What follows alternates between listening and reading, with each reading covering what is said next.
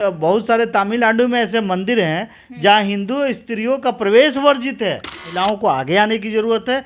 अगर ज़रूरत पड़ी, अगर दमदार लोग आएँ तो हम 50% भी देने के लिए तैयार हैं। अभी जाति समुदाय से होंगे, हम 50% भी सीटों को देने के लिए तैयार हैं। साहब का संविधान ने उन बंदिशों को तोड़कर, उन कुरीतियों को, संविधान को मानने वाले लोग हैं और बार बार हम कहते हैं कि संविधान।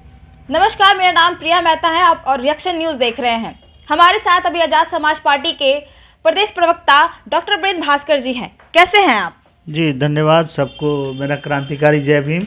और आप लगता है पहली बार आप अपने चैनल से आई हैं। जी बिल्कुल। आजाद समाज पार्टी आपका खैर मकदम करता है, स्वागत करता है, क्योंकि आप महिला पत्रकार हैं। हम महिलाओं के पत्रकारिता में आने के लिए आपका स्वागत करते हैं।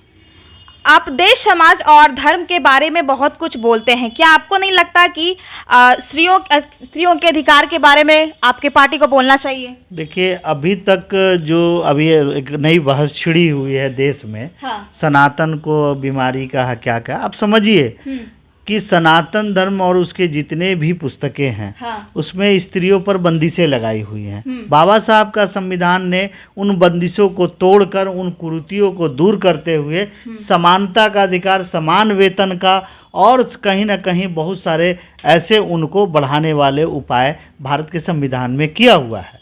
तो हम लोग संविधान को मानने वाले लोग हैं और बार बार हम कहते हैं कि संविधान बचेगा तभी हमारी सुरक्षा हो सकती है। धर्म से हमारे अधिकारों की सुरक्षा नहीं होगी, बल्कि संविधान से होगी।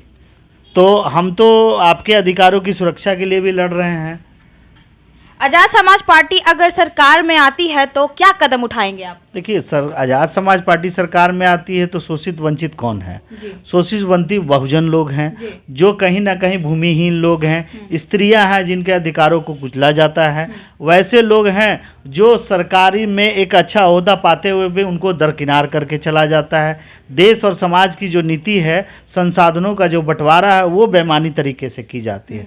हम जब सरकार में आते हैं तो जैसे SC ST OBC को भी हम ठेकेदारी में आरक्षण देना चाहते हैं। हम चाहते हैं कि अगर शोषित वंचित कहीं अगर डरा धमकाया जाता है, सामंतों द्वारा दबाया जाता है, तो वहाँ के गांव में कम से कम 10 लाइसेंसी बंदूक दिलाएं। स्त्रियों के लिए हम विशेष तौर पे ये कहना चाहते हैं कि आप जब तक उन्हें आर्थिक आज़ादी नहीं देंगे तब तक उनकी आज़ादी मुकम्मल नहीं होगी। तो मुकम्मल के लिए ज़रूरी है कि बैंकों द्वारा जो लोन दिए जाते हैं उसमें कम से कम 40% स्त्रियों को दिया जाए। साथ ही साथ हम सरकार से, जब हमारी सरकार बनती है, तो हम ये कानून लाएंगे कि ये जो वर्तमान में पुलिस का जो रवैया है, बिहेवियर है, इसमें कानूनी रूप से बदलाव किया जाए, ताकि वो व्यक्ति की गरिमा और प्रतिष्ठा जो भारत के संविधान के प्रस्तावना में लिखी हुई है उसका हनन ना कर सके, बल्कि एक सलीके से देश के कानून व्यवस्था की सुरक्षा करने वाले प्रहरी साबित हों। लोकसभा चुनाव नजदीक है, लोग अपने अपने बंटवारों की बात कर रहे हैं। मुद्दा यहाँ ये है कि स्त्रियों की बात कब होगी, ये इस पे आपकी पार्टी का क्या रिएक्शन है? देखिए, जहाँ तक ये बात सही है कि इस लोकसभा में इंडिया बन रहा है, भारत बन रहा है, ना जाने कितने गठबंधन बन रहे हैं, लेकिन स्त्रियों को जब चुनाव आता है उससे पहले कहते हैं कि हम बहुत महत्व देते हैं। लेकिन ये बात सही है कि इस चुनाव में पार्टियां जो है कितना प्रतिशत महिलाओं को सीट दी अभी तक इन्होंने डिक्लेयर नहीं किया। लेकिन जहां तक आज़ाद समाज पार्टी कांशीराम का सवाल है, हम लोग शोषित वंचितों की बात करते हैं। वंचित कौन है? जिनको अभी तक मौका नहीं मिला है वो वंचित हैं, जिसमें हम स्त्रियों को भी मानते हैं। तो हमारी पार्टी का ये भरसक प्रयास होगा कि हम तो स्त्रियों को कम से कम अपने सीटों में 30 से 40% देना चाहेंगे। स्त्रियों को महिलाओं को आगे आने की ज़रूरत है। अगर ज़रूरत पड़ी, अगर दमदार लोग आएँ तो हम 50% भी देने के लिए तैयार हैं। वो सभी जाति समुदाय से होंगे, हम 50% भी सीटों को देने के लिए तैयार हैं, बशर्ते महिलाएं खुलकर आएँ कि आज़ाद समाज पार्टी हमारी सही मायने में हितैषी है। लोग कहती है आजाद समाज पार्टी हिंदू विरोधी है, इस पे आप क्या कहिएगा?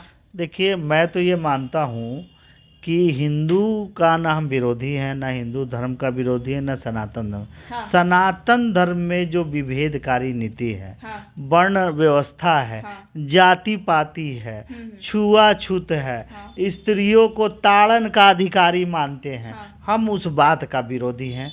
मैं तो ये भी कहूँगा, मैं हमारी जो महिला पत्रकार हैं, सम्मानित महिला पत्रकार हैं, आप सोचिए कि बाबा साहब का संविधान नहीं होता तो आज हमारे साथ आप इंटरव्यू नहीं कर रही होती। ये हिंदू धर्म आपको कभी भी बाहर नहीं आने देता, बल्कि आपको कहीं ना कहीं घूंघट में छुपा के रखता और आपको तरह तरह की नियोग्यताएं दे देता कि इनसे छुआओ मत। आपको पता है केरला के ऐसे ऐसे मंदिर हैं जहां आपको शर्ट उतार के जाना होता है, कि बहुत सारे तमिलनाडु में ऐसे मंदिर हैं जहां हिंदू स्त्रियों का प्रवेश वर्जित है। आप सोचिए कि जहां अछूतों को मंदिरों में प्रवेश करने का नहीं जाता, दक्षिण भारत में बहुत सारे ऐसे मंदिर हैं जहां पर स्त्रियों का प्रवेश निषेध है। तो अगर आप प्रवेश निषेध कराना चाहते, मैं आपके चैनल के माध्यम से कहना चाहता हूं कि हिंदू धर्म मानिए, लेकिन बाबा और पंडाओं की बात ना मानिए, समानता मूलक सब बात कीजिए। हिंदू पुरुष और महिला सब बराबर हैं, सभी जातीय धर्म के लोग बराबर हैं। बाबा साहब के संविधान यही कहता है और हम संविधान को मानने वाले। श्रेष्ठ हैं, ब्राह्मण श्रेष्ठ हैं, ये आपकी मान्यता है। हमारे संविधान में तो ऐसा कहीं कोई बात नहीं है। अगर ब्राह्मण की श्रेष्ठता मानते हैं तो मैं उस धर्म को नहीं मानता हूँ। चलिए, तो हमारे साथ बृंद भास्कर जी थे जो आज़ाद समाज पार्टी से। आप लोगों को कैसा लगा कमेंट बॉक्स में ज़रूर बताइएगा। धन्यवाद।